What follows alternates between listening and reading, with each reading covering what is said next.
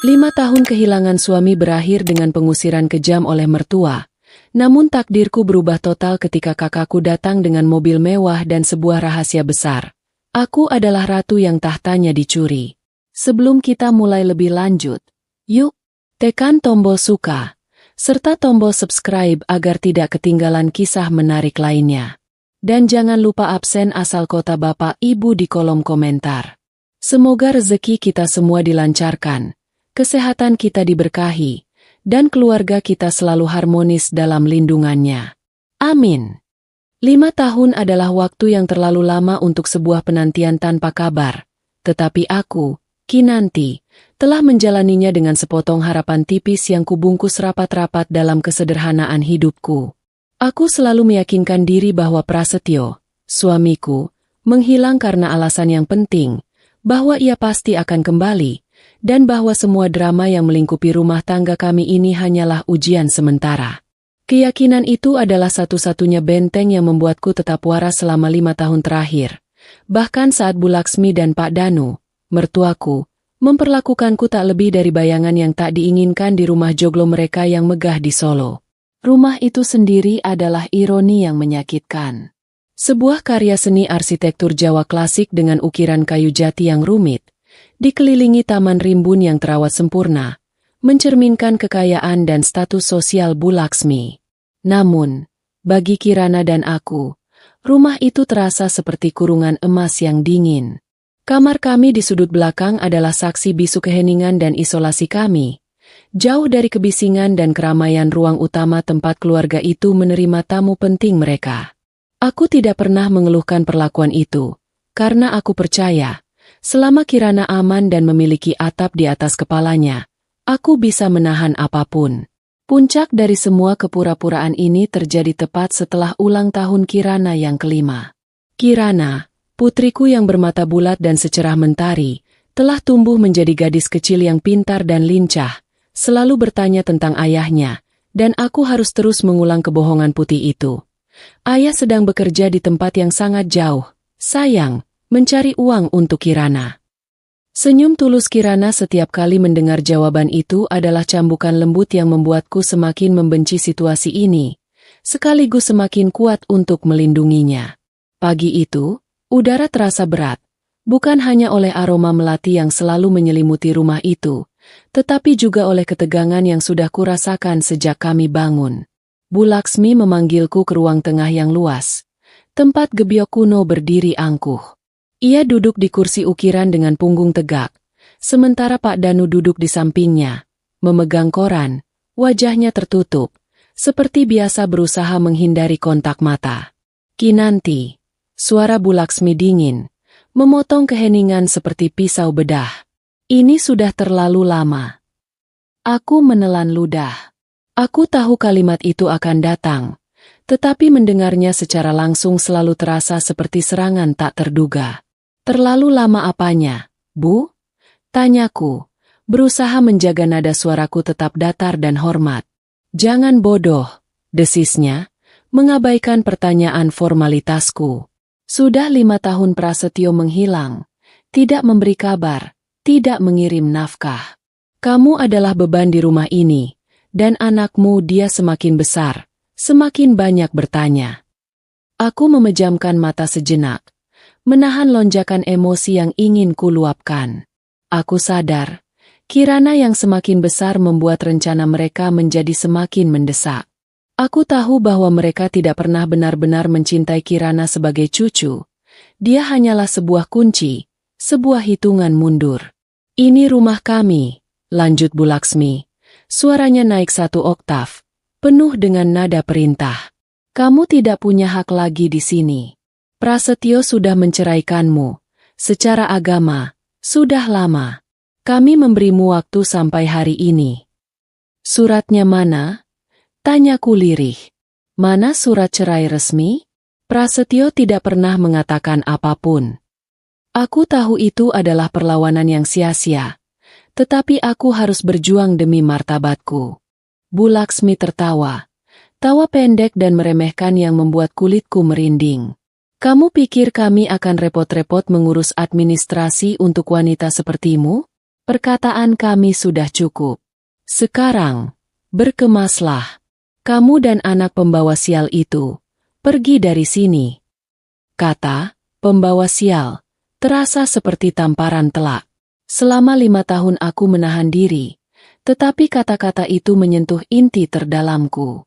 Aku menatap Pak Danu, mencoba mencari secuil belas kasihan, tetapi ia hanya menatap kosong ke koran di tangannya, pengecut, seperti biasa.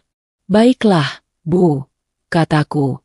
Suaraku tiba-tiba menjadi sangat tenang, yang justru mengejutkan Bu Laksmi. Aku akan pergi. Tetapi ingat ini, Bu. Tuhan melihat semuanya, dan apapun yang kalian sembunyikan, kebenaran akan selalu menemukan jalannya. Bu Laksmi tidak menjawab, hanya memberikan sinyal kepada seorang pelayan. Beberapa saat kemudian, 2 orang pelayan datang membawa koper usangku dan sebuah tas kanvas kecil berisi pakaian Kirana. Koper itu dilemparkan begitu saja di depan kakiku, seolah-olah barang-barang kami adalah sampah. Aku berbalik dan berjalan ke kamar Kirana. Gadis kecilku sedang asyik mewarnai di lantai, menggambar bunga-bunga berwarna cerah. Melihatnya, hatiku terasa perih, tetapi juga membara dengan kekuatan. Sayang, kataku, berjongkok dan memeluknya erat. Kita pergi dari sini, ya? Kita cari petualangan baru. Kirana mendongak dengan mata polos. Petualangan apa, Bu? Apakah kita akan naik kereta api? Aku tersenyum tipis. Mungkin. Atau mungkin kita akan naik bus yang besar sekali. Memeluk Kirana di satu lengan, aku mengambil tas kanvas dan menyeret koper yang sudah usang itu keluar. Langkahku terasa berat. Setiap sendi tubuhku terasa sakit karena beban emosi yang kutanggung. Aku melangkah melewati pintu utama. Bu Laksmi dan Pak Danu berdiri di ambang pintu, seperti 2 algojo yang puas melihat korbannya dieksekusi. Aku tidak menoleh. Aku tahu jika aku menoleh, aku mungkin akan menangis atau berteriak. Aku hanya berjalan lurus, menyeret koper itu di atas lantai marmer yang mengkilap. Suara roda koper yang berderit memecah keheningan pagi. Ketika aku sampai di gerbang besi besar, aku mendorongnya sekuat tenaga. Langkahku terhenti begitu berada di luar gerbang. Di depanku terbentang jalanan perumahan elit di Solo. Sepi, dengan rumah-rumah mewah yang berdiri angkuh di belakang pagar tinggi. Kontras antara rumah-rumah itu dan diriku, seorang wanita berhijab sederhana, menggendong seorang anak, dan menyeret koper usang, terasa begitu menyedihkan. Aku memutuskan untuk duduk di trotoar, di bawah pohon beringin tua yang rindang, untuk menenangkan Kirana yang mulai rewel. Aku mengeluarkan botol minum kecil dan memberikannya kepada Kirana. Kita mau kemana, Bu? Tanya Kirana setelah minum. Aku menghela napas. Pertanyaan yang sama. Kali ini, aku tidak punya jawaban bohong yang manis. Kita cari bus. Sayang, bus yang bisa membawa kita ke tempat yang lebih baik. Aku menyandarkan punggungku ke batang pohon, mencoba mengendalikan napas. Kehancuran, keputusasaan, dan kemarahan bercampur menjadi satu adukan pahit di perutku. Inilah titik terendah. Di titik ini, rasanya aku bisa saja menyerah. Tiba-tiba, ada getaran kecil, sebuah jeda yang kubutuhkan. Aku melihat Kirana sedang mencoba mengeluarkan mainan favoritnya. Boneka kain lusuh yang hanya berupa potongan-potongan kain perca dari tas kanvas. Boneka itu tersangkut, dan wajah Kirana terlihat serius. Lidahnya sedikit menjulur keluar, fokus mencoba menarik boneka itu. Melihat ekspresi serius itu, di tengah semua keputusasaan, aku tertawa kecil. Tawa yang terdengar sumbang di telingaku sendiri, tetapi tetap tawa. Aduh, anakku, bisikku sambil mengambil boneka itu dan membantunya menarik keluar. Boneka perca ini memang punya bakat drama, ya? Selalu memilih saat yang paling tidak tepat untuk menyangkut. Kirana ikut tertawa kecil, dan suasana tegangku sedikit melunak. Kirana memeluk boneka itu erat-erat. Ya, ini dia. Inilah jeda yang kubutuhkan. Humor kecil ini, yang muncul dari kepolosan seorang anak, adalah pengingat bahwa meskipun aku kehilangan segalanya, aku tidak kehilangan alasan terpentingku untuk hidup. Aku memutuskan untuk berdiri, mengambil koper itu, dan berjalan menuju jalan utama untuk mencari hal tebus. Aku harus pergi, cepat. Aku tidak mau berada di dekat rumah joglo itu lebih lama lagi. Saat itulah, tepat ketika aku menyeret koper beberapa meter dari gerbang rumah mertuaku, sebuah mobil mewah berwarna hitam legam meluncur pelan keluar dari gerbang. Mobil itu adalah mobil keluarga mereka, yang biasanya dipakai Pak Danu untuk urusan bisnis. Aku mencoba memalingkan wajah, tidak ingin melihat mereka. Tetapi, secepat kilat, pandanganku terpaku ke kursi belakang. Jantungku serasa berhenti berdetak. Seluruh dunia di sekitarku terasa membeku. Di kursi belakang itu, duduklah Prasetyo. Bukan Prasetyo yang kubayangkan menghilang jauh di negeri seberang. Bukan Prasetyo yang gagah. Pria itu tampak kurus, matanya cekung, dan wajahnya pucat pasi, seperti mayat hidup. Tatapannya lurus ke depan. Tetapi ketika mobil itu melewati kami, matanya tanpa sengaja bertemu dengan mataku. Hanya sepersekian detik. Kontak mata yang singkat itu menusukku lebih dalam daripada semua kata-kata Bu Laksmi. Tatapan matanya, itu bukan tatapan kemarahan atau kebencian. Itu adalah tatapan kosong, penuh keputusasaan, ketakutan, dan rasa bersalah yang tak terperikan. Ia tampak seperti tawanan di mobilnya sendiri. Seolah-olah ia adalah boneka tanpa kendali yang sedang digerakkan. Aku melihatnya, dan ia melihatku. Ia melihat Kirana yang berada di pelukanku. Kemudian, seolah baru tersadar, ia membuang muka dengan cepat, menunduk dalam-dalam, menatap lantai mobil, seolah-olah kami adalah hantu yang tidak ingin ia lihat. Mobil itu melaju kencang dan menghilang di balik tikungan jalan, meninggalkan suara deru mesin yang memudar. Aku terpaku. Koper itu terlepas dari tanganku dan jatuh ke aspal. Prasetyo tidak menghilang. Dia ada di sana. Kesadaran itu menghantamku seperti gelombang tsunami. Itu berarti, selama 5 tahun ini, ia mungkin berada di rumah itu, atau setidaknya di bawah kendali penuh orang tuanya.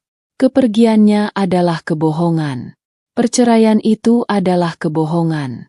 Tuduhan, pembawa sial, itu adalah sandiwara yang dirancang untuk satu tujuan, mengeluarkanku, dan mengambil alih segalanya tanpa perlawanan.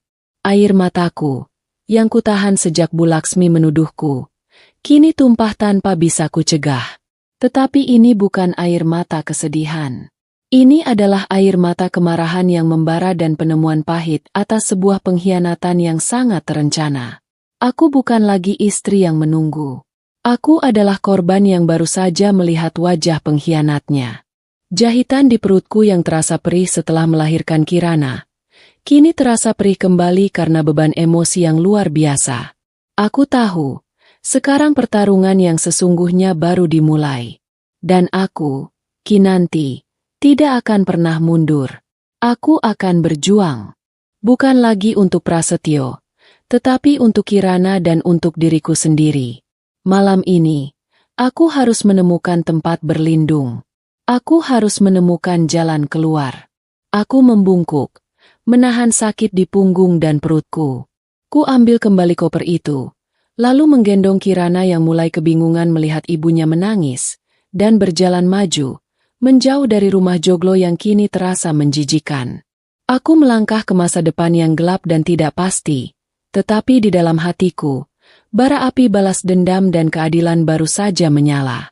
Langkah kakiku terasa berat, tetapi tujuanku kini jelas.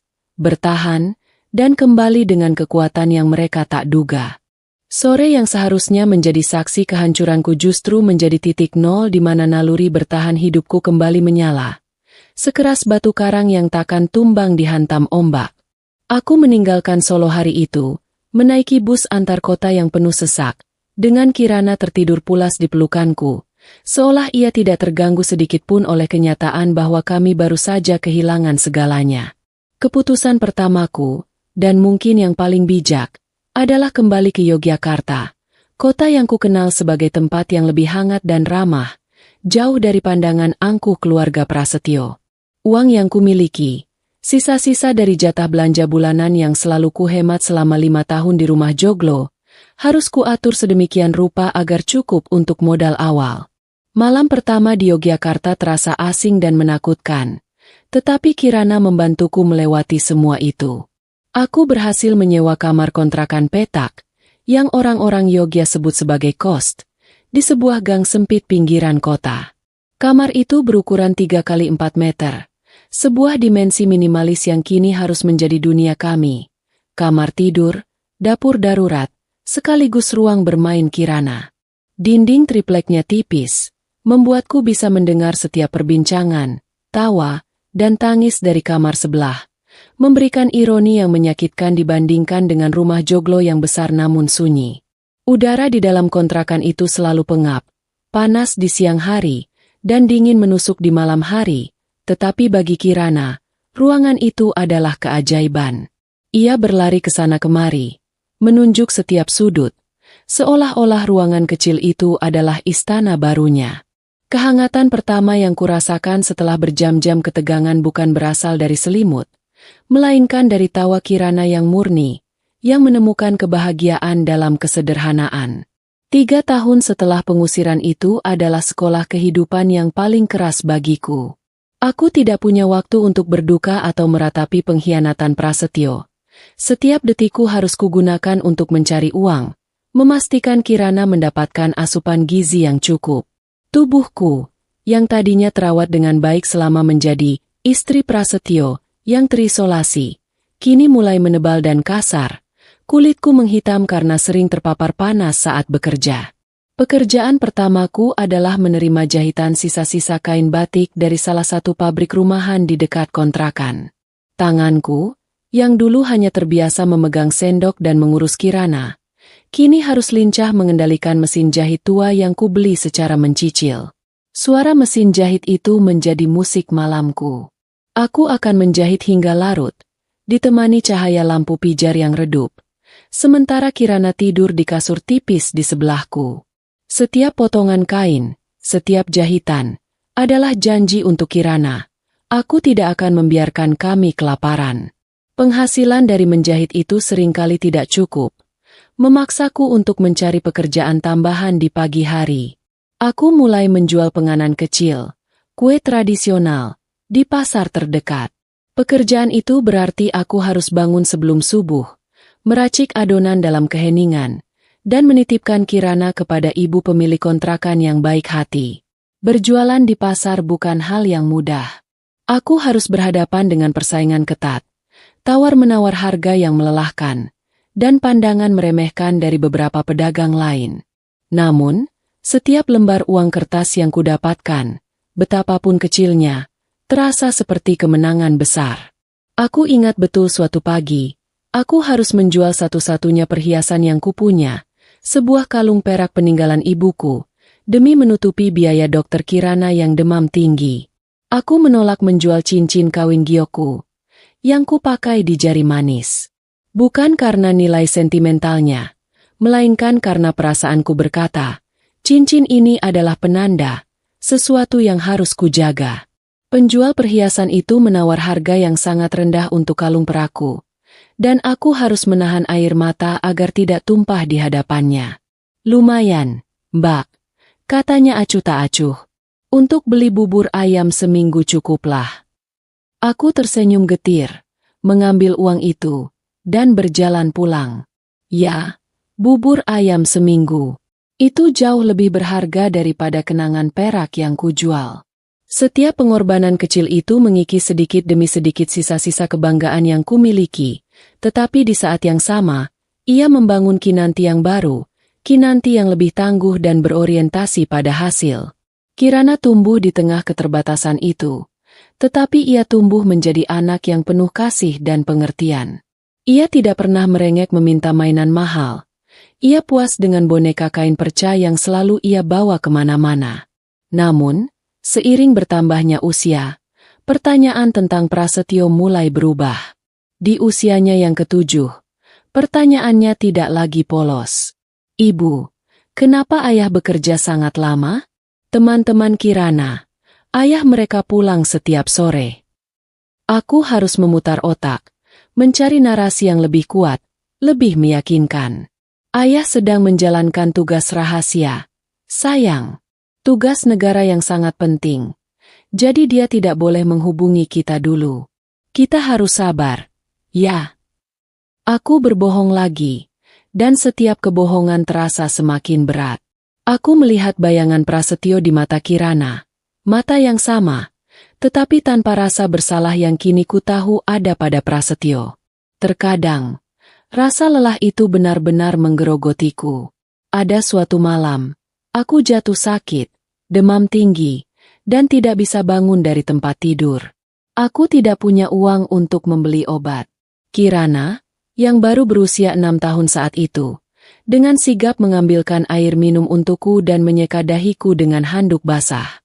Ibu, jangan sakit, bisiknya dengan suara kecil.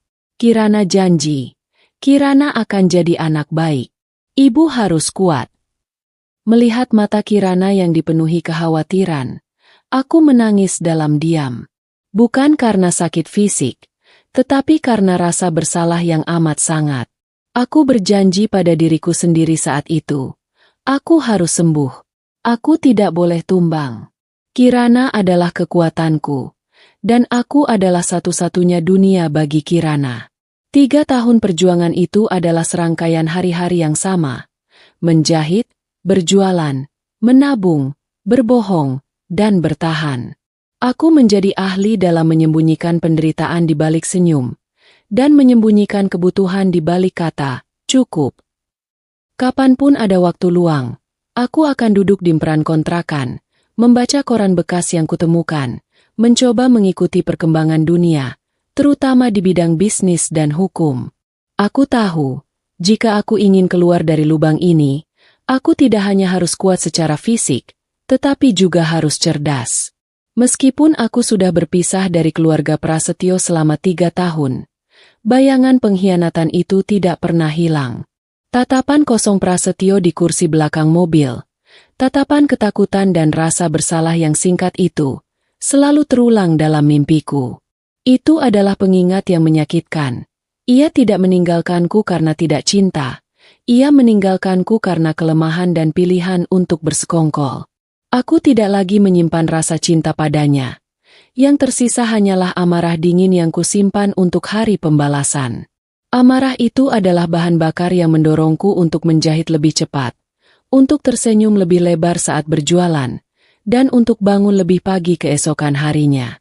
Kami sudah 8 tahun semenjak Prasetyo menghilang dan kini 3 tahun sejak aku dan Kirana hidup terpisah.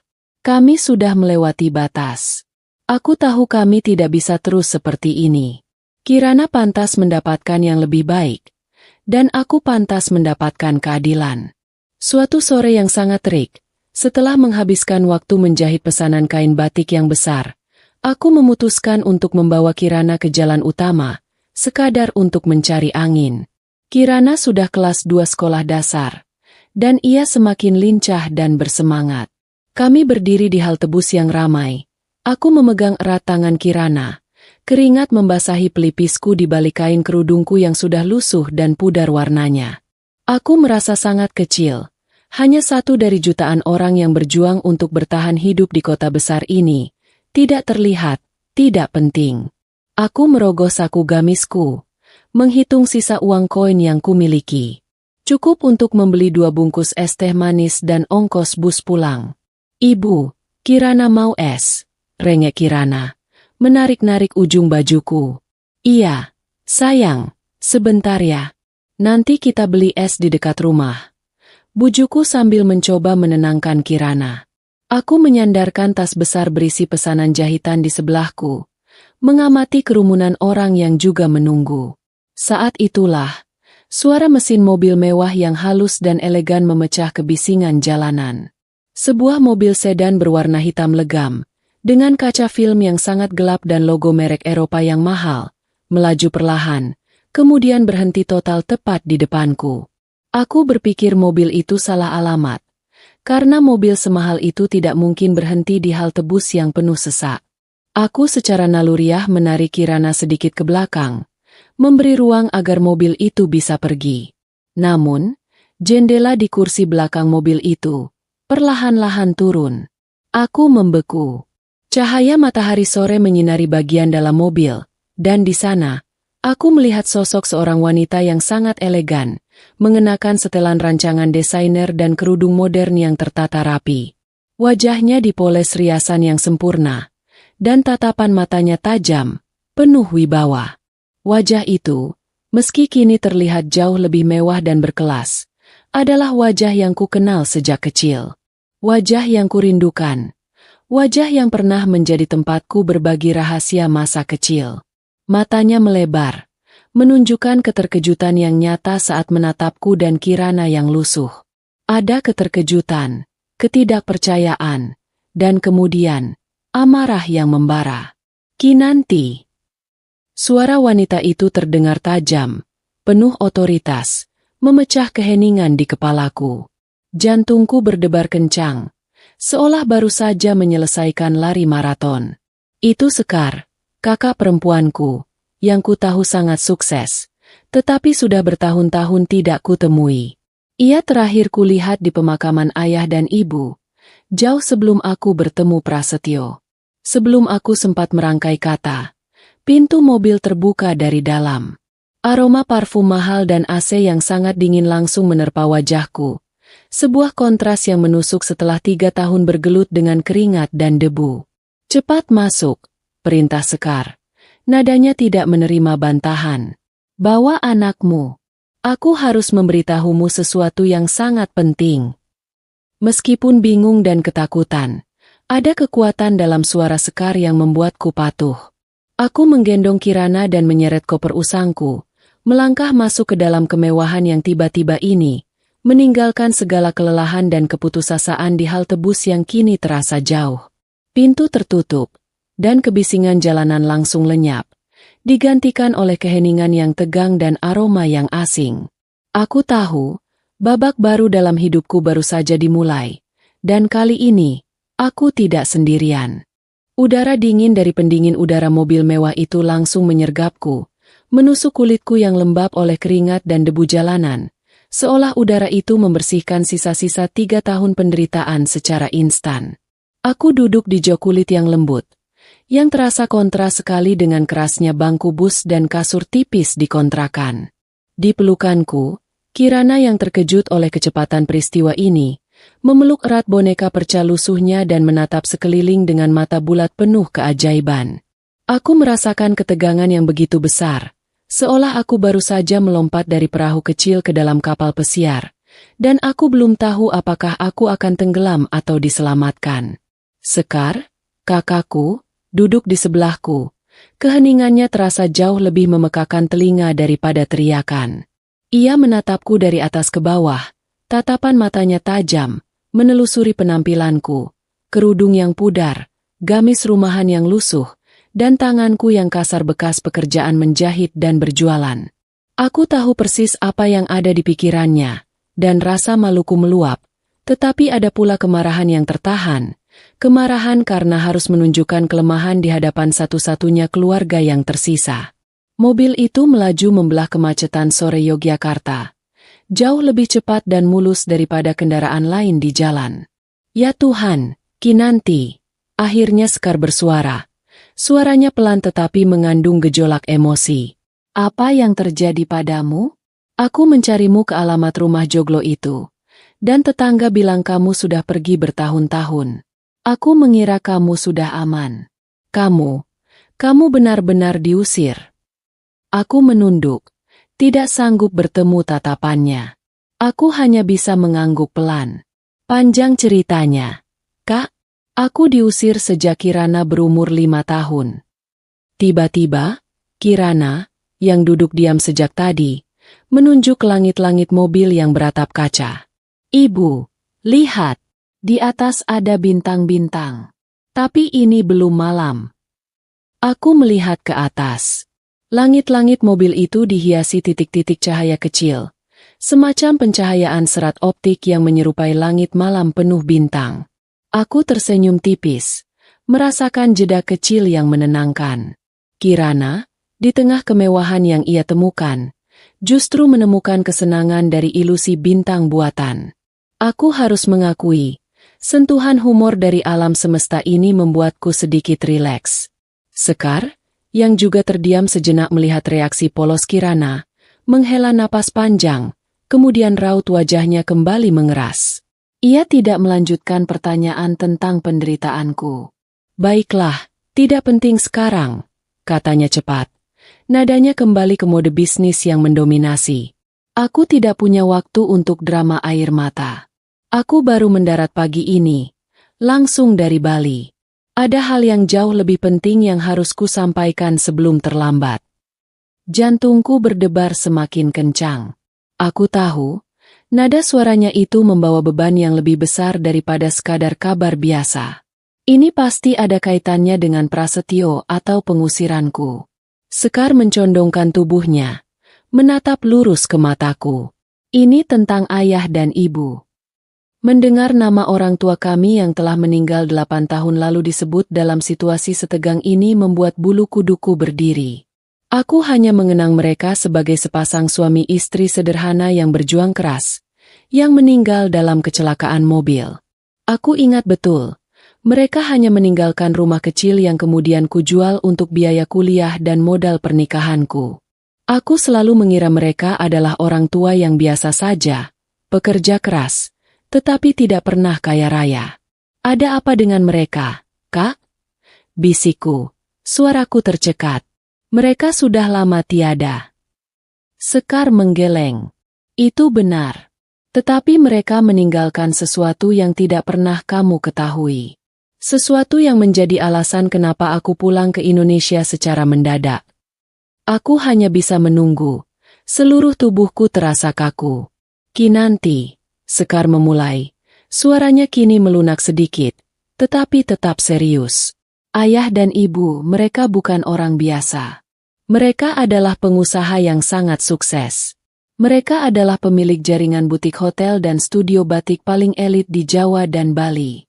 Kekayaan mereka, jika dihitung saat ini, bernilai triliunan.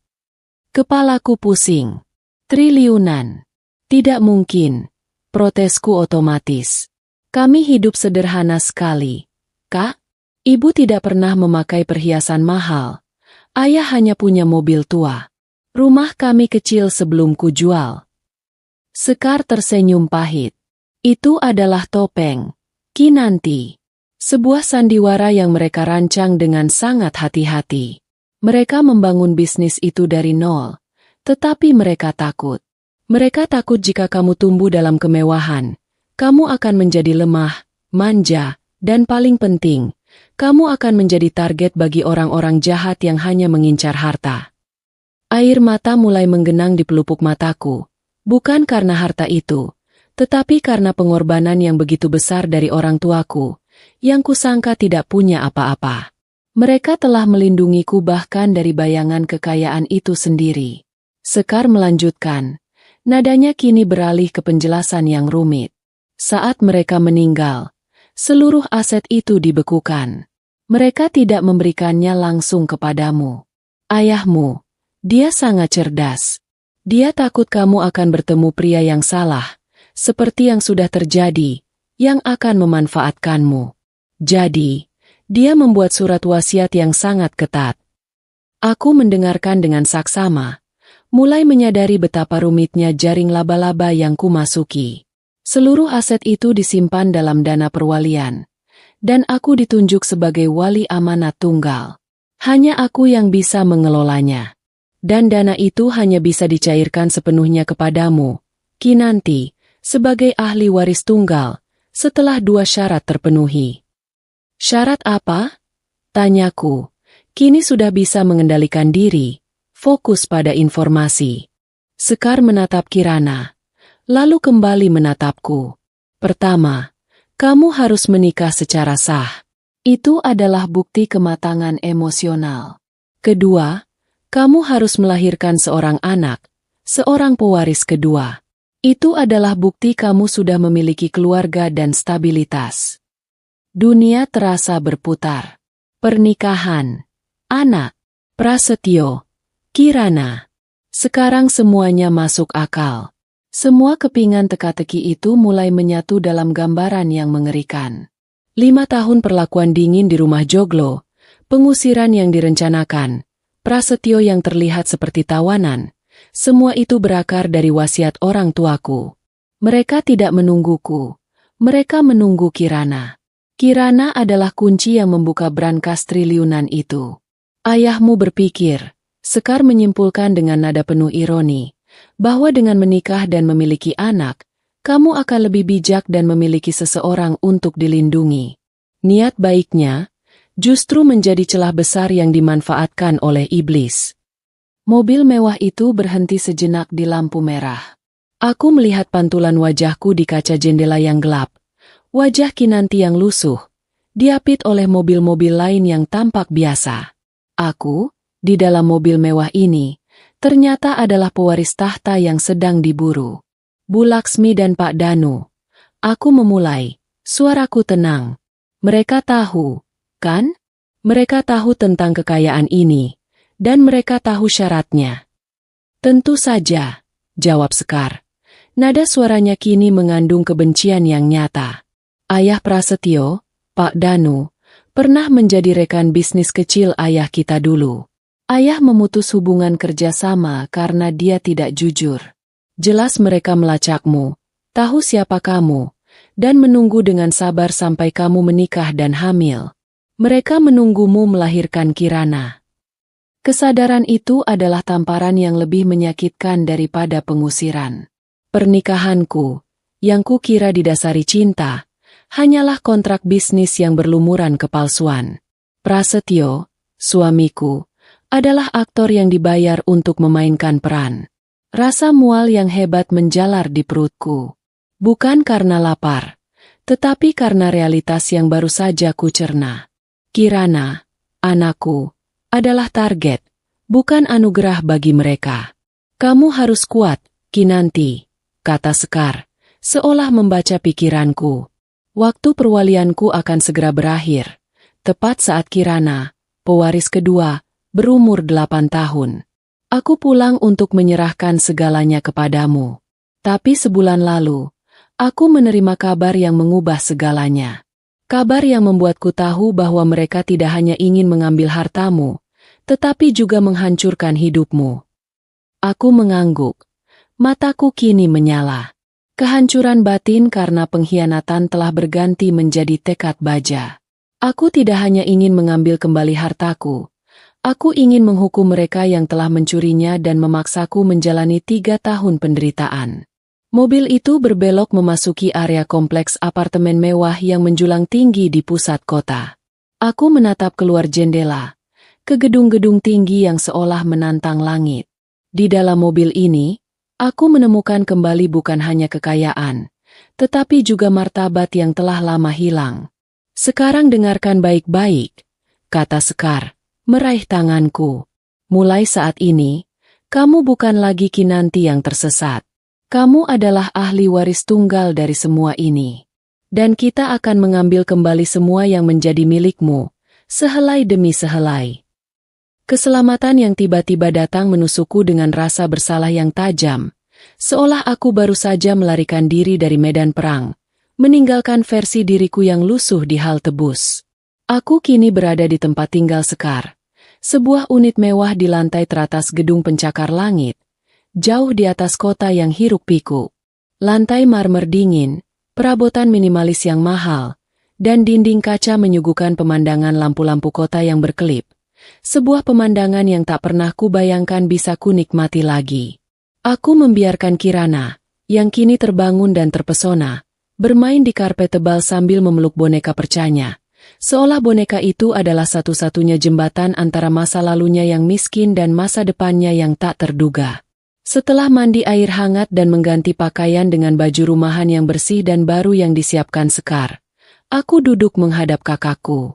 Kenyamanan fisik itu tidak mengurangi gejolak emosi di dadaku, justru membuat pikiranku lebih jernih untuk menyerap kebenaran yang lebih gelap.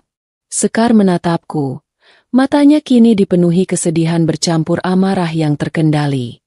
Duduk di sini, kamu aman, Kinanti, katanya, menyerahkan secangkir teh hangat yang aromanya menenangkan.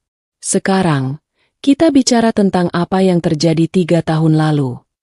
Aku mendengarkan Sekar bercerita tentang kejahatan yang melampaui batas kewajaran.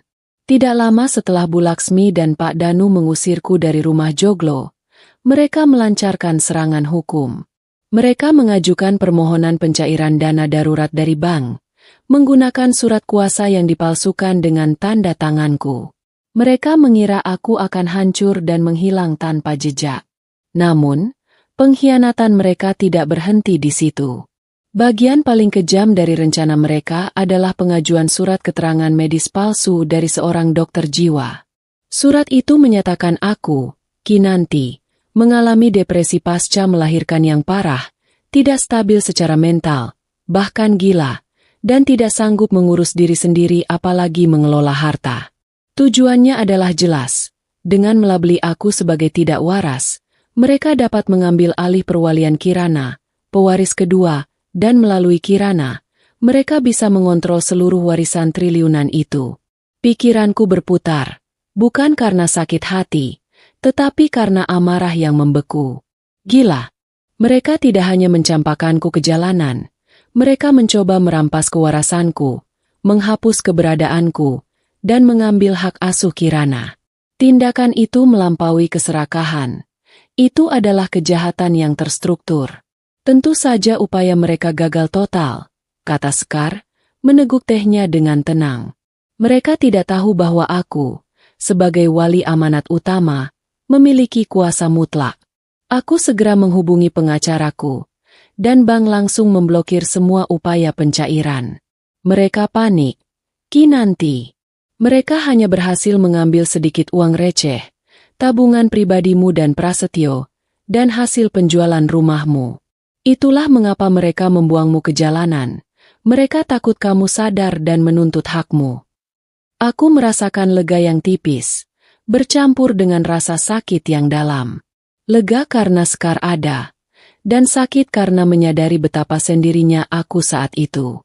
Mereka bodoh, kata Sekar, menggeleng pelan. Mereka fokus pada pemalsuan dokumen dan tipu daya yang rumit, padahal mereka melewatkan lapisan keamanan terakhir yang paling sederhana, yang dirancang oleh ibumu. Mataku mengerut. Aku tidak mengerti. Keamanan apa lagi? Ayahmu mendirikan kerajaan ini, tapi ibumu yang melindunginya, jelas Sekar. Ibumu selalu punya firasat dan ketakutan akan pengkhianatan. Untuk mengaktifkan dana perwalian, dibutuhkan 3 kunci terpisah. Pertama, persetujuan mutlak dariku sebagai wali. Kedua, verifikasi biometrik, yaitu sidik jarimu, yang tidak bisa mereka palsukan. Dan yang ketiga, kunci terpenting, kunci final. Sekar berhenti sejenak, membuatku menahan napas. Aku mencoba berpikir keras. Adakah benda rahasia yang pernah diberikan ibuku? Tidak ada. Hanya cincin kawin giok dan beberapa helai kain batik yang sudah kujual. Apa itu, Kak? Tanyaku. Sekar tersenyum tipis. Senyum yang mengandung rasa haru dan bangga. Ia menunjuk ke arah jari manisku. Lihatlah apa yang selama ini kamu kenakan, Kinanti. Cincin kawin giok MU.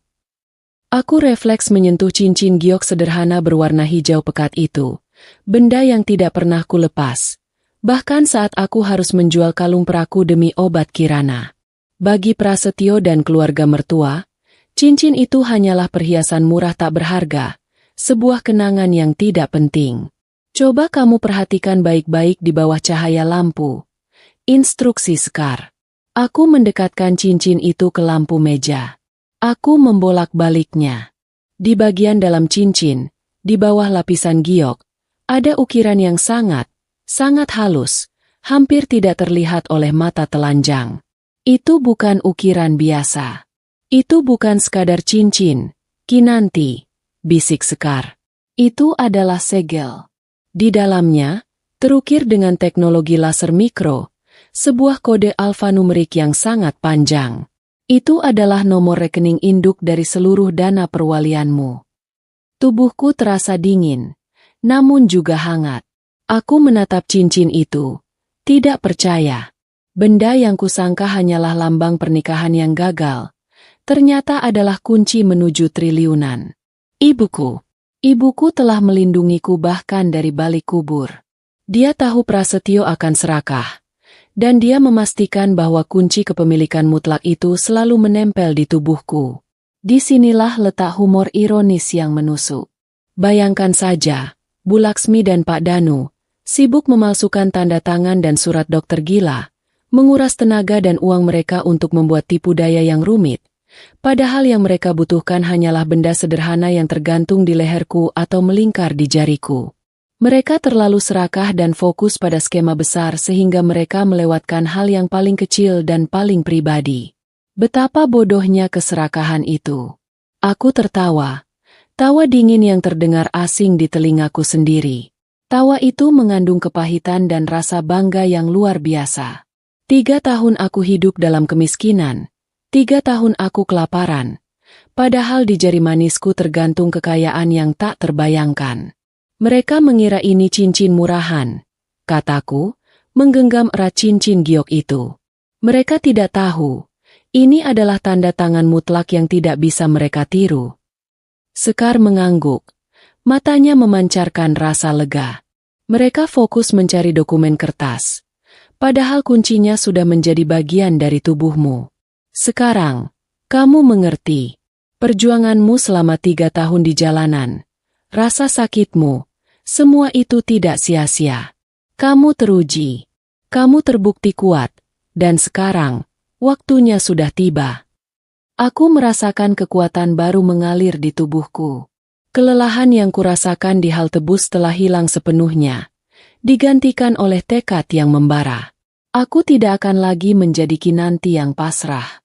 Aku adalah Kinanti, pewaris yang dilindungi oleh cinta dan kecerdasan orang tuanya. Apa rencana kita, Kak? Tanyaku. Suaraku kini mantap dan tanpa keraguan. Besok pagi, kata Sekar, menatapku dengan tatapan tegas. Kita akan ke bank. Kita aktifkan warisanmu secara penuh. Kita tunjukkan cincin itu. Dan setelah itu, kita akan berkunjung ke rumah joglo ayah dan ibumu di Solo. Rumah yang sekarang mereka tempati secara ilegal. Aku mengangguk. Tidak ada lagi ketakutan. Hanya ada antisipasi untuk keadilan. Perjalanan ini bukan hanya tentang mengambil kembali harta, tetapi juga mengambil kembali martabat dan hidupku dari tangan-tangan pengkhianat itu. Aku melihat ke arah Kirana yang sudah tertidur pulas di sofa. Boneka perca di pelukannya.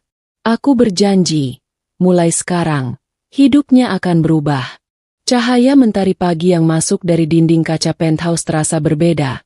Bukan lagi cahaya yang membangunkan di kontrakan sempit, melainkan cahaya yang menuntut sebuah kebangkitan. Aku terbangun dengan tekad yang dingin dan tajam, sebuah perasaan asing setelah bertahun-tahun hidup dalam mode bertahan. Rasa marahku pada pengkhianatan Prasetyo dan kekejaman mertuaku kini berubah menjadi energi murni, memaksaku untuk bergerak, bukan sebagai korban, tetapi sebagai seorang strategis. Sekar sudah menunggu di ruang makan, dikelilingi dokumen dan laptop. Namun, sebelum kami menyentuh kertas-kertas itu, ia membawaku ke sebuah ruangan yang menyerupai butik pribadi. Di dalamnya tergantung deretan busana formal yang elegan, setelan celana panjang, blazer berkualitas tinggi, dan kerudung sutra dengan warna-warna yang berani namun tetap bersahaja. Semua itu disiapkan Sekar secara kilat, sebuah upaya untuk mengubah cangkang luarku agar sesuai dengan inti baruku sebagai pewaris. Aku menatap koleksi pakaian itu dengan perasaan geli yang bercampur malu. 3 tahun terakhir, pakaian termahal yang kumiliki adalah gamis lusuh yang sudah kujahit ulang berkali-kali. Kini, aku berhadapan dengan kain-kain mahal yang terasa licin dan berat, membuatku kikuk. Ada satu momen, saat aku mencoba mengenakan blus sutra berwarna gading, aku hampir tersandung oleh lipatan kainnya sendiri. Rasanya lucu sekali. Kinanti yang dulu cekatan menjahit, kini kesulitan memakai pakaian yang dirancang oleh orang lain. Sepertinya kain ini harus kuajak bicara dulu, Kak. Bisikku pada Sekar sambil tertawa getir. Dia terlalu sombong, tidak mau bersahabat dengan kulitku yang biasa. Sekar hanya tersenyum tipis, tawa yang langka, tetapi ia mengerti. Perubahan ini tidak hanya fisik, tetapi juga penyesuaian mental. Setelah beberapa jam dihabiskan untuk tata rias dan penataan kerudung oleh asisten Sekar, aku berdiri di depan cermin besar. Aku hampir tidak mengenali bayanganku sendiri. Wanita yang menatap balik itu memiliki kerudung mocha yang membingkai wajahku dengan sempurna. Mataku yang lelah kini terlihat tajam dan fokus, dan blazer putih gading yang ku kenakan terasa seperti baju zirah modern, memberikan kekuatan di bahuku. Ini bukan lagi Kinanti yang rentan di halte bus. Ini adalah Kinanti, pewaris yang siap menuntut tahtanya. Transformasi fisik hanyalah pembuka. Sisa hari itu dihabiskan untuk sesi intensif yang terasa lebih melelahkan daripada menjahit 10 kodi kain batik. Sekar menjelaskan struktur perusahaan, jaringan hotel butik yang terbentang dari Jawa hingga Bali, dan yang terpenting, ia memaparkan peta kelemahan Bu Laksmi dan Pak Danu. Aku belajar bahwa rumah joglo yang mereka tempati adalah aset peninggalan ayahku yang dibeli sebagai investasi seni, dan sertifikatnya jelas berada di dalam perwalian. Mereka menempati rumah itu secara ilegal, sebuah penyerobotan hak milik yang harus segera kuhentikan. Mereka sudah menikmati rumah dan status palsu selama 3 tahun, kata Sekar, menunjuk sebuah foto rumah joglo di layar. Mereka harus mengosongkannya, dan kita harus memastikan mereka tidak membawa apapun yang mereka beli dengan uang curianmu. Aku mengangguk, menyerap setiap detail. Pikiran Kinanti yang dulu lemah dan sentimental kini digantikan oleh ketajaman seorang manajer yang fokus pada data dan kerugian. Aku tidak bisa membiarkan emosi mengganggu keadilan. Puncak dari hari itu adalah kunjungan ke bank. Itu adalah adegan yang penuh drama, tetapi kujalani dengan ketenangan yang luar biasa. Kami tiba di kantor bank utama, di mana Sekar sudah mengatur pertemuan dengan direktur utama. Direktur itu, seorang pria paruh-baya yang terkesan dengan reputasi Sekar, menyambut kami dengan penuh hormat. Saat itulah, aku merasakan kekuatan cincin gioku yang sesungguhnya. Aku duduk di kursi empuk kantor direktur, dan saat tiba waktunya untuk verifikasi, aku meletakkan ibu jariku di pemindai biometrik. Kemudian, atas permintaan Sekar, aku mengangkat tangan kananku, menunjukkan cincin kawin gioku, segel rahasia. Direktur itu tertegun. Wajahnya menunjukkan keterkejutan saat ia memasukkan kode mikro yang tersembunyi di dalam cincin itu ke dalam sistem. Dalam hitungan detik, layar di depannya menampilkan grafik dana perwalian yang nilainya membuatku hampir lupa bernapas. Proses itu berjalan mulus. Warisan triliunan itu, yang selama ini beku dan terlindungi, kini sepenuhnya berada di bawah kendaliku. Selamat, Nona Kinanti, kata direktur itu, berdiri dan menjabat tanganku dengan hormat yang nyata. Dana perwalian almarhum Tuan dan Nyonya kini telah aktif sepenuhnya atas nama Anda. Aku menarik tanganku, merasakan dinginnya giok di jari manisku. Aku tidak terkejut, aku hanya merasa puas. Prasetyo dan keluarganya telah kalah dalam permainan yang bahkan tidak mereka mengerti aturannya. Malam harinya, tim pengacara Sekar datang, dipimpin oleh seorang wanita cerdas dan lugas yang langsung menyusun strategi penyerangan. Kami menyiapkan somasi, surat peringatan hukum yang isinya menuntut Bu Laksmi dan Pak Danu untuk segera mengosongkan rumah joglo dalam waktu 2x24 jam. Tidak ada negosiasi, perintahku pada pengacara itu. Suaraku terdengar tegas dan asing di telingaku sendiri. Sita semua aset yang dibeli dengan uang hasil curian dari rekeningku. Dan persiapkan gugatan untuk percobaan penipuan dan pemalsuan dokumen. Aku melihat foto Prasetyo di laptop Sekar. Wajahnya yang pucat dan mata ketakutan itu mengingatkanku pada adegan di mobil kemarin. Aku tahu, ia adalah korban kelemahan dan keserakahan. Tetapi ia tetap seorang pengkhianat yang harus menanggung konsekuensinya. Pengakuan maafnya tidak akan cukup untuk menutupi 3 tahun penderitaanku dan Kirana. Aku menghabiskan malam itu dengan duduk di balkon penthouse, memandangi lampu-lampu kota yang tampak seperti permadani yang berkilauan. Kirana tidur nyenyak di kamar yang mewah, boneka perca di pelukannya. Dari titik tertinggi ini, aku merenungkan perjalananku, dari kontrakan petak, ke mobil mewah, ke kursi direktur bank, dan kini, ke puncak kemarahan yang dingin. Aku bukan lagi Kinanti si tukang jahit dari kos sempit. Aku adalah seorang pemimpin, seorang pewaris, dan seorang ibu yang siap melakukan apapun untuk keadilan anaknya. Besok, Fajar akan membawa kami ke Solo. Besok, sandiwara keluarga itu akan berakhir. Saat aku dan Sekar duduk di penthouse yang tenang, menyusun setiap langkah hukum dengan ketenangan seorang jenderal, jauh di Solo, rumah joglo mewah milik orang tuaku yang kini ditempati secara ilegal oleh keluarga Prasetyo, mulai terasa seperti peti mati yang tertutup rapat. Mereka hidup dalam gelembung kepura-puraan selama 3 tahun, membiarkan diri mereka menikmati furnitur mahal dan status sosial palsu yang dibangun di atas uang hasil pengkhianatan. Kini, gelembung itu mulai pecah, dan udara dingin realitas menyergap mereka. Bu Laksmi adalah yang pertama merasakan suhu yang berubah. Kegelisahannya selama ini hanyalah sebatas kekhawatiran sosial. Bagaimana menjaga agar tetangga tidak tahu bahwa Prasetyo tidak pernah benar-benar bekerja, atau bagaimana menutupi utang kartu kredit yang menumpuk. Tetapi, dalam beberapa hari terakhir, masalah itu menjadi jauh lebih nyata. Rekening bank mereka, tempat mereka menyimpan sisa-sisa uang yang mereka curi dariku, tiba-tiba dibekukan tanpa penjelasan.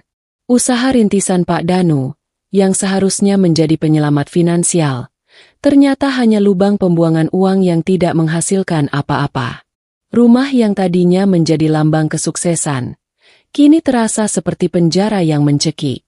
Bu Laksmi mondar-mandir di ruang tengah, langkahnya cepat dan gelisah, kontras dengan sofa kulit impor yang mahal yang ia injak. Kerutan di dahinya semakin dalam, tak lagi bisa disembunyikan oleh riasan mahal yang kini mulai sulit ia dapatkan.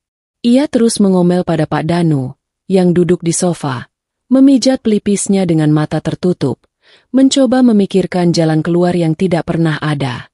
Kita sudah tidak punya waktu lagi, Danu.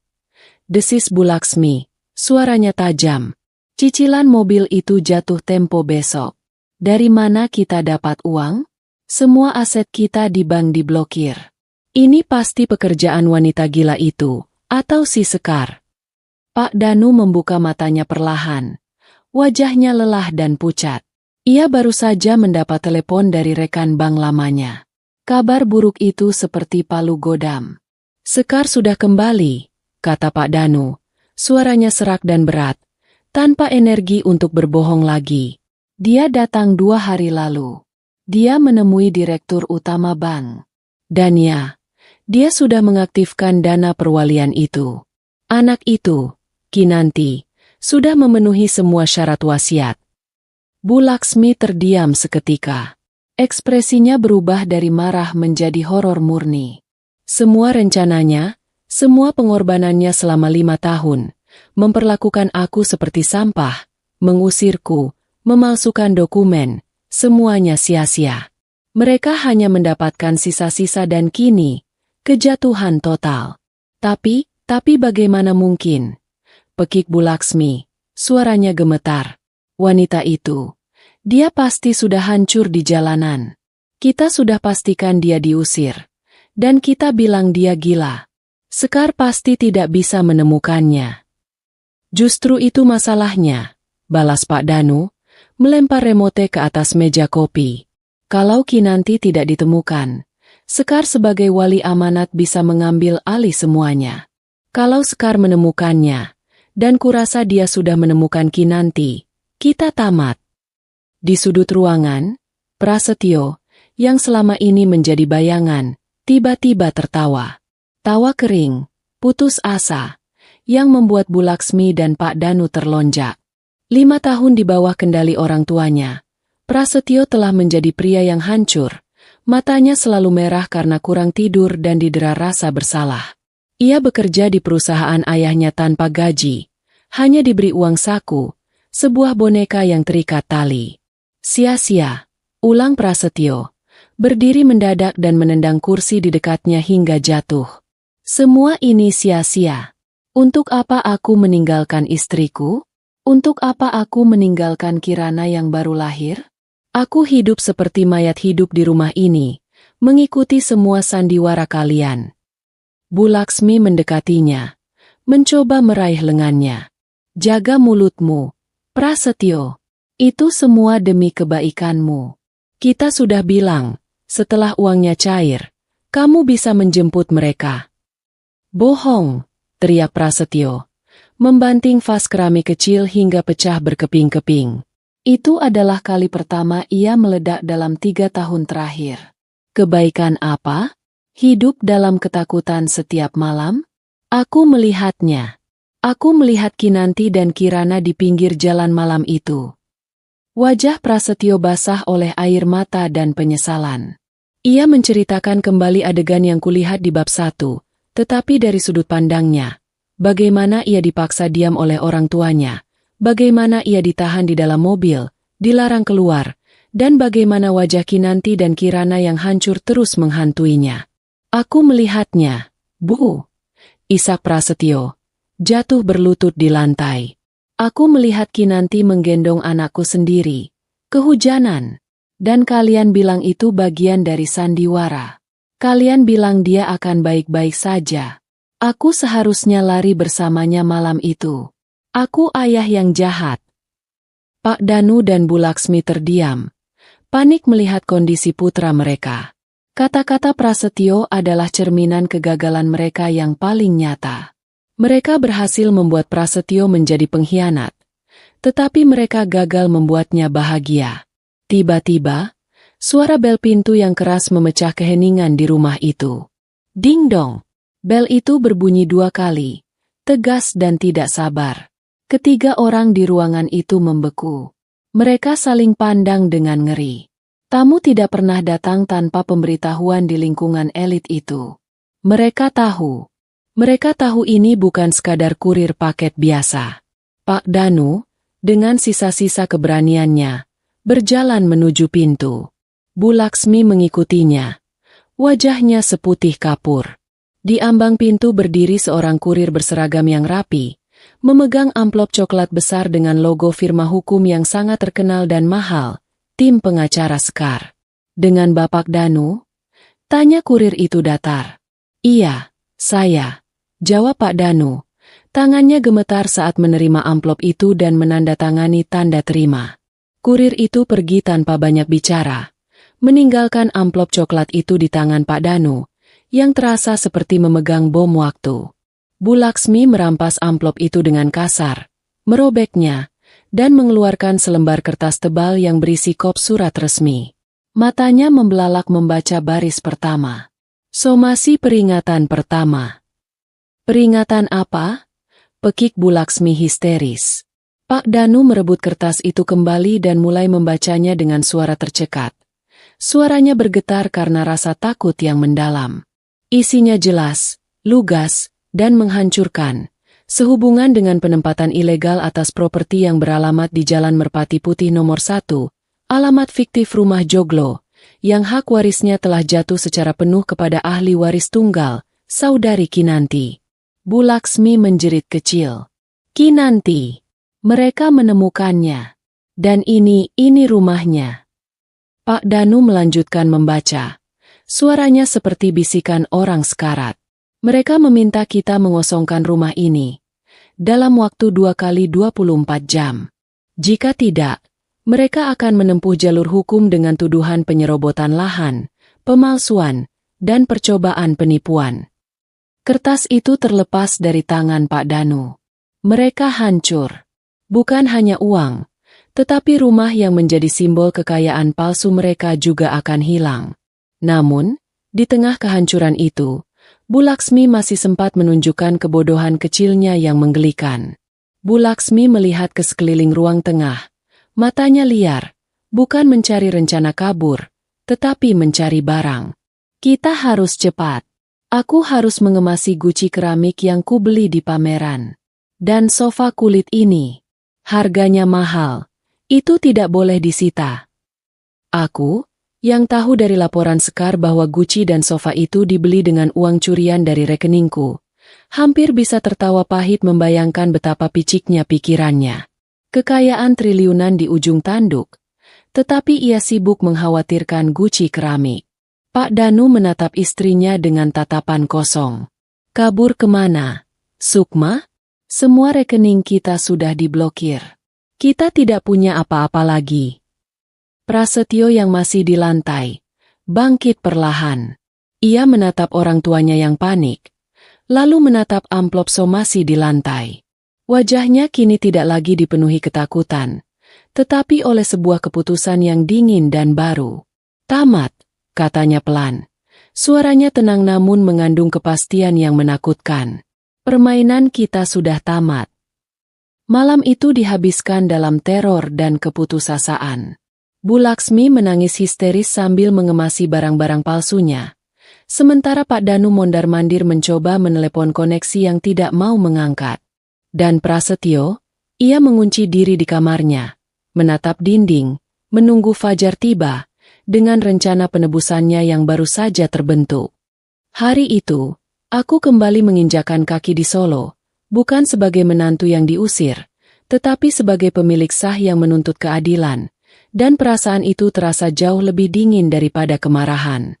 Mobil mewah yang kutumpangi melaju mulus menuju Jalan Merpati Putih, dan setiap meter yang kutempuh terasa seperti pembalasan atas setiap tetes air mata yang kutumpahkan di trotoar 3 tahun lalu. Di sampingku, Sekar duduk tenang, memberikan beberapa instruksi terakhir kepada pengacara kami. Aku sendiri hanya fokus, menenangkan detak jantungku. Aku tidak boleh goyah. Saat mobil berhenti di depan gerbang rumah joglo itu, aku melihat pemandangan yang menyedihkan namun memuaskan. Rumah itu tampak angkuh dari luar, tetapi aura kehancuran sudah menyelimutinya. Aku keluar dari mobil, mengenakan setelan blazer dan celana panjang berwarna abu-abu gelap, pakaian seorang pebisnis yang berkuasa. Aku berdiri di sana, di tempat yang sama di mana aku pernah terduduk, menggendong Kirana yang menangis 3 tahun lalu. Pintu rumah itu terbuka, dan di sana berdiri Pak Danu, hancur dalam kesunyiannya. Wajahnya menua 10 tahun dalam semalam, matanya cekung, dan punggungnya yang dulu tegak kini terlihat membungkuk. Ia menatapku, tatapan yang penuh dengan rasa takut dan rasa bersalah yang tak terhindarkan. Ia tahu siapa aku dan mengapa aku datang. Ia tidak mengucapkan sepatah kata pun, hanya diam di ambang pintu, menghalangi, tetapi tidak mampu melawan. Di belakangnya, Bu Laksmi muncul, dan ia adalah yang pertama mencoba melancarkan serangan. Ia mencoba memainkan kartu terakhirnya. Drama. Ya Tuhan, Kinanti. Pekiknya. Suaranya melengking tinggi, mencoba memaksakan air mata keluar. Ia bergegas maju, kedua tangannya terentang lebar, mencoba memelukku dengan akting yang sangat buruk. Nak, kemana saja kamu? Ibu dan ayah mencarimu kemana-mana. Kami khawatir sekali, nak. Aku berdiri diam. Tidak bergeming. Aku tidak memberinya kesempatan sedikit pun. Aku hanya mengangkat tangan kananku, telapak tanganku menghadap ke depan, gerakan kecil yang sangat tegas, menghentikannya seketika di tengah jalannya. Bu Laksmi membeku, tangannya tergantung canggung di udara. Sandiwara air matanya gagal total sebelum dimulai. Cukup sandiwaranya, Bu Laksmi, kataku, suaraku datar, tenang, tetapi bergema dengan kekuatan yang baru kutemukan. Aku datang bukan untuk reuni keluarga. Aku datang untuk mengambil kembali apa yang menjadi milikku, dimulai dengan rumah orang tuaku ini. Wajah Bu Laksmi langsung berubah merah padam. Ekspresi palsu itu terhapus dan digantikan oleh kebencian murni. Tetapi sebelum ia sempat mengeluarkan sumpah serapah khasnya, pengacara senior kami, seorang wanita yang lugas dan efisien, maju selangkah. Selamat siang, Bapak dan Ibu, kata pengacara itu dengan nada profesional yang dingin. Kami adalah kuasa hukum resmi dari Nona Kinanti. Surat somasi kami yang kami kirimkan kemarin tampaknya tidak Anda tanggapi dengan serius. Pengacara itu melanjutkan, tanpa jeda. Ia menyerahkan setumpuk dokumen resmi kepada Pak Danu. Kami memiliki surat perintah pengosongan resmi dari pengadilan, surat sita aset sementara, dan bukti lengkap atas tindak pidana yang telah Anda lakukan, pemalsuan dokumen, percobaan penipuan terhadap lembaga perbankan, dan penyerobotan hak milik. Bu Laksmi mencoba memotong. Kalian tidak bisa. Ini rumah kami. Kami membelinya dengan uang. Kami sarankan Anda diam, Ibu Laksmi. Potong pengacara itu, lebih tegas. Kami sudah mengantongi semua bukti pembelian Anda. Anda membelinya menggunakan dana dari rekening gabungan klien kami dan putra Anda, yang Anda kuras secara ilegal sehari setelah pengusiran. Kami memiliki catatan transaksi lengkapnya. Penjelasan itu membungkam Bu Laksmi seketika. Ia terhuyung mundur, seolah baru saja dipukul di ulu hati. Rasa malu dan kekalahan menyelimutinya. Mereka tidak lagi punya tempat untuk bersembunyi. Saat itulah, dari tangga di ruang tengah, Prasetyo muncul. Ia berjalan perlahan. Tubuhnya kurus, wajahnya kuyu, tampak seperti puing-puing seorang pria. Matanya hanya tertuju padaku. Kinanti, bisiknya. Namanya terdengar seperti doa yang menyakitkan. Aku menoleh. Aku menatap pria yang pernah kucintai. Pria yang meninggalkan kami demi harta. Ia tampak hancur, tetapi aku menahan rasa iba. Aku menatapnya dari atas ke bawah, melihat kelemahannya yang telanjang. Pengacara itu melanjutkan, menatap jam tangannya. Klien kami masih berbaik hati. Anda punya dua pilihan. Anda berkemas dan meninggalkan rumah ini dalam waktu 24 jam ke depan. Atau kami panggil polisi yang sudah menunggu di ujung jalan untuk menangkap Anda bertiga saat ini juga. Melihat keruntuhan total di mata Prasetyo, aku tahu aku harus berbicara dengannya secara pribadi. Ini adalah bagian terakhir dari babak ini. Kak Sekar, kataku, tanpa mengalihkan pandangan dari Prasetyo. Bisakah kalian memberiku waktu 5 menit dengannya? Di dalam. Sekar menatapku dengan cemas, tetapi ia mengangguk. Jangan biarkan dia menyentuhmu. Dia tidak akan berani, jawabku dengan keyakinan penuh. Sekar dan tim pengacara mundur ke teras. Pak Danu dan Bu Laksmi roboh di sofa mereka, hancur dan tak berdaya. Aku melangkah masuk, meninggalkan pintu utama terbuka lebar, dan berdiri di ruang tamu yang dihiasi perabot curian. Prasetyo berjalan mendekatiku. Langkahnya berat. Ia berhenti sekitar 1 meter di depanku. Aku minta maaf, katanya. Suaranya serak, air mata mengalir deras di pipinya. Ia mencoba meraih tanganku, tetapi aku menariknya dengan cepat. Maaf untuk yang mana, Prasetyo? Tanyaku, suaraku dingin. Aku tidak butuh drama. Aku butuh kebenaran. Untuk berpura-pura mencintaiku demi warisan? Untuk bersekongkol dengan orang tuamu menuduhku gila? Atau untuk membiarkan putrimu sendiri tidur di lantai kontrakan yang dingin selama 3 tahun? Setiap pertanyaanku terasa seperti belati. Prasetyo menggelengkan kepalanya dengan putus asa. Bukan seperti itu, Kinanti. Aku mencintaimu. Aku terperangkap. Mereka mengancamku. Mereka bilang mereka akan hancur. Ayah akan dipenjara karena utang. Aku tidak punya pilihan. Pilihan, kataku, menyela dengan tenang. Kelemahanmu adalah sebuah pilihan, Prasetyo. Kamu memilih orang tuamu daripada keluargamu sendiri. Cintamu tidak terlihat di malam kamu membiarkan ibumu mengusirku. Cintamu tidak terasa saat aku harus memilih antara membeli susu untuk Kirana atau makan malam untukku. Aku maju selangkah, menatapnya lurus-lurus. Kirana memang butuh seorang ayah, tapi dia tidak butuh ayah yang pengecut, yang mengorbankannya demi ketakutannya sendiri. Aku sudah menjadi ibu sekaligus ayah baginya selama 3 tahun, dan kami baik-baik saja. Wajah Prasetyo dipenuhi keputusasaan. Lalu apa yang harus kulakukan, Kinanti? Aku akan lakukan apa saja. Demi Kirana. Tolong, beri aku kesempatan untuk bertemu dengannya. Aku menggeleng. Aku tidak akan memberimu kesempatan kedua, Prasetyo. Tapi aku memberimu pilihan ketiga untuk dirimu sendiri, untuk menebus dosamu. Aku menarik napas.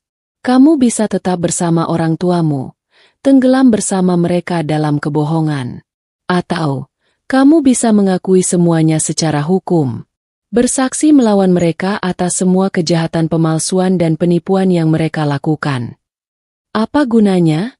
Tanya Prasetyo, matanya putus asa. Itu tidak akan membuatmu kembali padaku. Itu tidak akan membuatku bisa bertemu Kirana.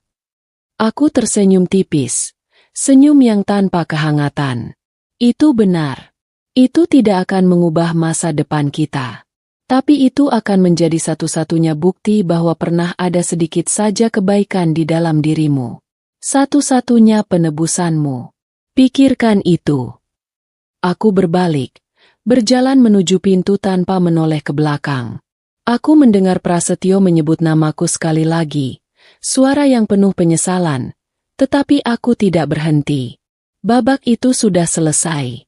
Aku keluar dari rumah itu, kembali ke cahaya matahari yang menyambutku, kini sebagai Kinanti yang utuh dan kuat, meninggalkan kehancuran di belakang pintu tertutup. 24 jam yang kuberikan terasa seperti keabadian bagi mereka di Solo, tetapi bagiku dan Kirana, waktu berjalan dengan tenang dan penuh kepastian di dalam dinding penthouse yang aman. Aku tahu, saat aku menidurkan Kirana malam itu, dengan boneka percanya di pelukan dan lampu kota berkelip di luar jendela, di rumah joglo sana, drama terakhir sedang dipentaskan. Keputusanku untuk memberi Prasetyo pilihan adalah penentu. Penebusan dosa atau kehancuran total. Aku tidak lagi memikirkannya. Aku hanya menunggu konsekuensi dari pilihan yang ia ambil sendiri. Keesokan harinya, tepat ketika jarum jam menunjukkan pukul 11 siang, saat yang sama ketika aku tiba di rumah joglo kemarin, aku menerima kabar dari pengacaraku. Batas waktu telah berakhir, dan keluarga itu masih di sana. Tidak ada upaya untuk mengosongkan rumah. Keputusan mereka sudah jelas. Perlawanan hingga detik terakhir. Aku memberikan instruksi singkat, dingin, dan lugas. Lanjutkan prosesnya. Kehancuran mereka terjadi secara sistematis dan tanpa ampun. Pengacaraku, didampingi jurusita pengadilan dan petugas keamanan, tiba di rumah joglo. Mereka tidak datang untuk berdiskusi. Mereka datang untuk mengambil kembali. Aku mendengar dari laporan yang kuterima, bahwa Bu Laksmi mencoba melawan. Ia berdiri di ambang pintu, merentangkan tangan, berteriak bahwa itu adalah rumahnya, bahwa itu adalah fitnah. Tetapi jurusita pengadilan hanya menunjukkan surat perintah resmi. Di hadapan hukum, jeritan histeris Bu Laksmi tidak berarti apa-apa. Petugas mulai bekerja. Menyita setiap barang yang teridentifikasi dibeli dengan uang hasil curian dari rekeningku. Sofa kulit mewah, televisi layar datar berukuran besar, lemari pendingin 2 pintu, semua dikeluarkan. Bu Laksmi menjerit setiap kali sebuah barang diangkut. Ada satu momen yang ku dengar dari laporan pengacaraku, yang membuatku hanya bisa menggelengkan kepala karena kepicikan yang menggelikan. Bu Laksmi mencoba menghalangi petugas yang mengangkat sebuah patung perunggu bergaya Bali, yang ia bangga-banggakan dibeli dengan harga puluhan juta. Jangan! Patung itu milikku. Aku yang membelinya untuk memperindah teras. Pekiknya. Pengacaraku dengan tenang menjawab. Maaf, Ibu. Menurut catatan kartu kredit yang sudah dibekukan, patung ini dibeli menggunakan dana yang bersumber dari rekening klien kami yang Anda kuras secara ilegal. Patung perunggu itu tetap diangkat. Di tengah kehilangan martabat dan kebebasan, prioritasnya masih pada patung curian. Keserakahan mereka benar-benar membutakan. Di tengah kekacauan pengosongan itu, muncul titik terang yang kuharapkan. Prasetyo membuat pilihannya. Ia turun dari lantai atas, membawa ransel kecil, melewati kedua orang tuanya yang kini hanya bisa terduduk di lantai, hancur dan tak berdaya. Ia menepis tangan Bu Laksmi yang mencoba meraihnya. "Aku mau ke kantor polisi," kata Prasetyo, dengan suara yang kutahu pasti mengandung kepastian baru. "Aku mau menebus dosaku." Mendengar laporan itu, aku merasakan gelombang emosi yang rumit. Bukan kebahagiaan, tetapi semacam ketenangan. Ia memilih jalan yang benar. Ia memilih untuk berdiri tegak, mungkin untuk pertama kalinya dalam hidupnya. Keputusannya menjadi paku terakhir di peti mati kasus ini. Dengan kesaksiannya, ditambah semua bukti dari Sekar, kasus penipuan dan pemalsuan dokumen itu menjadi sangat mudah bagi tim jaksa. Beberapa minggu berlalu dengan cepat. Proses hukum berjalan jauh lebih cepat daripada yang kubayangkan, berkat kesaksian Prasetyo. Aku tidak perlu hadir. Sekar dan tim pengacara mengurus semuanya. Aku menghabiskan waktu dengan Kirana, mulai membangun kembali hidup kami yang sempat hilang. Kirana mulai bertanya tentang sekolahnya, tentang pelajaran, tidak lagi tentang ayahnya, dan itu adalah hadiah terbaik yang kuterima. Hari pembacaan vonis tiba, dan aku memutuskan untuk menyaksikan vonis itu dari layar televisi di penthouse Sekar. Aku duduk tenang, mematikan suara, hanya fokus pada gambar di layar. Aku melihat Bu Laksmi dan Pak Danu di ruang sidang. Wajah mereka yang dulu angkuh kini kuyu dan dipenuhi ketakutan. Aku melihat Prasetyo duduk terpisah. Penampilannya lusuh, matanya pasrah. Hakim ketua membacakan putusan. Suaranya terdengar berat dan tegas, tetapi aku hanya mendengarkannya dalam keheningan, mengendalikan napas. Menyatakan terdakwa 1, Bapak Danu, dan terdakwa 2, Ibu Laksmi, terbukti secara sah dan meyakinkan bersalah melakukan tindak pidana persekongkolan jahat, pemalsuan dokumen, dan percobaan penipuan secara berencana. Jantungku berdebar pelan. Aku menunggu hukuman. Menjatuhkan hukuman pidana penjara kepada terdakwa 1, Bapak Danu, selama 12 tahun penjara, dan terdakwa 2, Ibu Laksmi, selama 15 tahun penjara. Mendengar angka 15 tahun, aku melihat Bu Laksmi menjerit di layar. Ia meronta, menunjuk-nunjuk ke arah kamera, dan aku tahu ia sedang menunjukku, memaki-makiku sebagai iblis berkerudung yang menghancurkan keluarganya. Aku hanya menatapnya. Kutukan apalagi yang lebih berat daripada apa yang sudah kulalui? Ia kehilangan kebebasan, tetapi ia sudah lama kehilangan jiwanya. Pak Danu di sebelahnya hanya memejamkan mata, menerima takdirnya. Kemudian, hakim beralih ke Prasetyo. Selanjutnya, untuk terdakwa 3, Prasetyo, menimbang statusnya sebagai saksi pelaku yang bekerja sama, justice kolaborator. Majelis hakim memutuskan menjatuhkan hukuman pidana penjara selama 3 tahun. Aku menahan napas. 3 tahun. Sebuah hukuman yang masih berat. Namun, hukuman tersebut tidak perlu dijalani di dalam lembaga pemasyarakatan. Diganti dengan hukuman percobaan selama 5 tahun, dengan kewajiban melapor dan melakukan pelayanan sosial di panti asuhan yang ditunjuk selama 1000 jam. Aku menghela napas panjang. Bukan karena lega untuknya, tetapi karena itu adalah akhir yang adil. Itu adalah konsekuensi dari satu-satunya keputusan jujur yang pernah ia ambil. Ia tidak mendapatkan belas kasihan. Ia mendapatkan penebusan. Aku mengambil remote dan mematikan televisi. Layar itu menjadi gelap, dan keheningan kembali menyelimuti penthouse. Aku tidak merasakan kepuasan yang meluap-luap. Tidak ada kegembiraan. Yang kurasakan hanyalah kedamaian. Keadilan telah ditegakkan.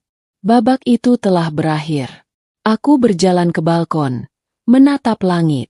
Di luar sana, di lorong pengadilan, para petugas pasti sedang menggiring Bu Laksmi dan Pak Danu menuju mobil tahanan. Dan Prasetyo, ia bebas. Tetapi kini ia harus berhadapan dengan dirinya sendiri, dengan tanggung jawab atas pilihan-pilihannya. Aku tahu, aku harus segera membersihkan diri dan menjemput Kirana. Aku harus kembali ke kehidupanku yang baru, yang kini dibangun di atas martabat dan kebenaran, bukan di atas kebohongan dan penantian yang sia-sia. Suasana di lorong pengadilan hari itu terasa seperti percampuran aroma ketakutan dan keringat yang menyesakan. Tetapi aku berjalan melewatinya dengan langkah yang tenang dan tanpa beban. Vonis telah dibacakan, keadilan telah ditegakkan, dan babak itu telah kututup. Aku tidak menunggu lama. Aku harus segera kembali ke penthouse, membersihkan diriku dari aura negatif tempat itu, dan memeluk Kirana. Aku berjalan cepat, diapit oleh pengacaraku, melewati kerumunan wartawan yang masih mencoba mengambil gambar. Tiba-tiba, sebuah suara memanggil namaku, suara yang sangat kukenali dan kuharap tidak perlu ku dengar lagi. Kinanti, tunggu. Aku berhenti, tetapi tidak menoleh. Aku merasakan kehadirannya di belakangku. Prasyo. Ia pasti baru saja keluar dari ruang sidang. Aku menarik napas dalam-dalam, menyiapkan diriku untuk konfrontasi terakhir ini. Ia berlari kecil, napasnya tersengal, dan ketika ia berdiri di sampingku, aku melihatnya dengan jelas. Wajahnya masih pucat dan lelah, tetapi ada secercah kelegaan di matanya. Kelegaan karena ia terhindar dari jeruji besi. Beberapa petugas pengadilan mengawasinya dari jauh. Terima kasih, bisik Prasetyo. Suaranya dipenuhi rasa syukur. Aku tahu ini, hukuman percobaan ini. Pengacaramu pasti yang memintanya. Kamu yang memintanya, kan? Aku menatapnya lurus-lurus. Mataku dingin dan tanpa emosi. Aku tidak meminta apapun, Prasetyo. Jawabku, suaraku datar dan lugas. Aku hanya meminta keadilan. Hukumanmu adalah hasil dari pilihanmu sendiri untuk akhirnya berkata jujur. Itu adalah penebusanmu, bukan dariku. Kata-kataku menamparnya. Senyum tipis di wajahnya segera lenyap. Ia mengerti bahwa ia tidak mendapatkan belas kasihan. Ia mendapatkan konsekuensi yang adil. Tapi, Kinanti, ia maju selangkah. Kini wajahnya kembali menunjukkan keputusasaan yang sama seperti di rumah joglo. Setelah ini, bolehkah aku bertemu Kirana? Sekali saja, 5 menit? Aku hanya ingin melihatnya. Aku ayahnya, Kinanti. Aku tahu pertanyaan ini pasti akan datang. Ini adalah inti dari semua rasa bersalahnya. Dan ini adalah benteng terakhir yang harus ku pertahankan. Aku menatap lorong pengadilan yang sibuk, dan aku menemukan sebuah jeda kecil, sebuah pemikiran yang absurd di tengah permintaan yang emosional itu. Aku memikirkan betapa lucunya Prasetyo. Ia berusaha keras untuk menghindari penjara, berhasil, dan sekarang ia mengira tiket kebebasannya juga berlaku untuk mendapatkan hak melihat anak. Ia mengira urusan selesai hanya dengan kata, maaf, dan status justice kolaborator. Kamu benar, kamu adalah ayahnya, kataku, melunakkan sedikit nada suaraku, tetapi kata-kataku tetap setegas baja. Tapi kamu tidak bisa. Tidak sekarang, dan mungkin tidak dalam waktu yang lama. Kenapa? Rintih Prasetyo. Aku sudah dihukum. Aku sudah kehilangan segalanya. Kenapa kamu setega ini? Ini bukan tentang tega atau tidak, Prasetyo. Jelasku, menatap matanya dalam-dalam. Ini tentang dia. Kirana sekarang berumur 8 tahun. 8 tahun pertama dalam hidupnya. Ayahnya tidak ada. 3 tahun terakhir, ia hanya tahu ibunya yang berjuang untuknya. Kami sudah membangun kembali kebahagiaan dan keamanan. Dan kamu, Prasetyo, kamu adalah luka. Aku maju selangkah, menekan poin ini. Luka. Dan aku tidak akan membiarkan apapun atau siapapun yang berpotensi merusak kebahagiaannya. Aku sudah menghabiskan 3 tahun untuk menyembuhkan luka itu. Kirana butuh ayah yang kuat, yang melindunginya. Bukan ayah yang rapuh dan terombang-ambing oleh ketakutan sendiri. Ia mencoba membalas. Aku bisa menjadi ayah yang baik. Aku akan berjanji. Kamu tidak bisa menjadi ayah yang baik sekarang. Potongku. Kamu harus menyembuhkan dirimu sendiri dulu. 5 tahun ke depan, fokuslah pada hukuman sosialmu. Fokuslah pada pelayanan di panti asuhan itu. Belajarlah untuk tidak menjadi lemah. Belajarlah untuk menjadi manusia yang utuh. Baru setelah itu, kamu bisa memikirkan peran sebagai ayah. Prasetyo terdiam. Kata-kataku menamparnya lebih keras daripada palu hakim. Aku memberikan sedikit sentuhan harapan. Karena nasional yang kupakai, tetapi di balik penampilan yang berkuasa itu, aku tetaplah kinanti yang pernah berjuang demi sebungkus bubur ayam. Terkadang, aku harus tertawa kecil saat mengingat betapa jauhnya perubahan hidupku. Aku, yang dulu menghitung uang receh demi membeli beras, kini harus membahas angka-angka triliunan dan rencana ekspansi bisnis ke pasar luar negeri. Ada satu momen lucu. Saat rapat Dewan Direksi yang sangat serius membahas anggaran pemasaran, aku secara tidak sengaja menggunakan istilah dari masa-masa berjualan di pasar. Kita harus kulak bahan baku yang lebih murah, bapak-bapak. Kataku dengan nada serius, yang langsung membuat Sekar, yang duduk sebagai penasihat, tersenyum kecil di sudut ruangan. Aku harus menarik napas, meralat istilahku, dan kembali menggunakan bahasa korporat yang kaku. Aku sadar, meskipun aku berpakaian seperti CEO, jiwaku tetap seorang pejuang pasar. Gaya kepemimpinanku dibentuk oleh 3 tahun penderitaan itu. Aku dikenal sebagai pemimpin yang adil, tetapi sangat tegas. Aku memastikan semua karyawan, mulai dari tukang kebun hingga manajer hotel, mendapatkan gaji yang layak, asuransi kesehatan yang memadai, dan lingkungan kerja yang bebas dari tekanan dan ketidakjujuran. Aku ingat betul bagaimana rasanya bekerja keras tanpa penghargaan, dan aku tidak akan pernah membiarkan kekayaan mengubahku menjadi seperti Bu Laksmi. Di sela-sela kesibukan bisnis, Kirana tumbuh menjadi prioritas absolutku. Di usianya yang kini 10 tahun, Kirana adalah gadis kecil yang cerdas, lincah, dan penuh kasih. Ia tidak pernah lagi menanyakan tentang ayahnya. Dunianya sudah lengkap. Ia punya ibu yang kuat. Ia punya Sekar yang ia panggil Tante Manager, karena ia selalu sibuk dengan laptopnya. Dan ia punya rumah yang dipenuhi tawa dan cinta. Ia adalah pengingat harian bagiku bahwa kemenangan terbesarku bukanlah di ruang rapat, tetapi di taman belakang. Sementara hidupku dipenuhi cahaya, di sudut lain kota, dan di balik tembok penjara, nasib para pengkhianat itu telah tertulis. Bu Laksmi dan Pak Danu mendekam di sel, menghadapi hukuman belasan tahun. Aku tahu dari laporan sesekali yang kuterima, bahwa mereka tetap tidak berubah. Bu Laksmi masih dipenuhi kebencian, menyalahkan aku atas semua kehancuran mereka, tidak pernah mengakui kesalahannya sendiri. Pak Danu, sebaliknya, hanya diam, hancur oleh penyesalan dan kehilangan martabatnya. Mereka terperangkap bukan hanya oleh jeruji besi, tetapi juga oleh kebencian mereka sendiri, karma yang jauh lebih berat daripada hukuman penjara. Dan Prasetyo, ia menjalani penebusannya dalam kesunyian. Ia menolak tawaran dari teman-teman lama ayahnya untuk kembali ke dunia bisnis. Ia memilih hidup sederhana, jauh dari sorotan dan kemewahan palsu. Ia bekerja sebagai manajer di sebuah kafe kecil di pinggiran kota, menjalankan pelayanan sosial di panti asuhan sebagai bagian dari masa percobaannya. Ia tidak mencoba menghubungiku lagi. Ia menghormati batasan yang kutetapkan. Ia memilih untuk menumbuhkan kembali kejujuran dan martabat yang telah lama hilang. Suatu sore, saat aku sedang bersiap untuk pulang, aku melihat sebuah majalah bisnis tergeletak di meja kantorku.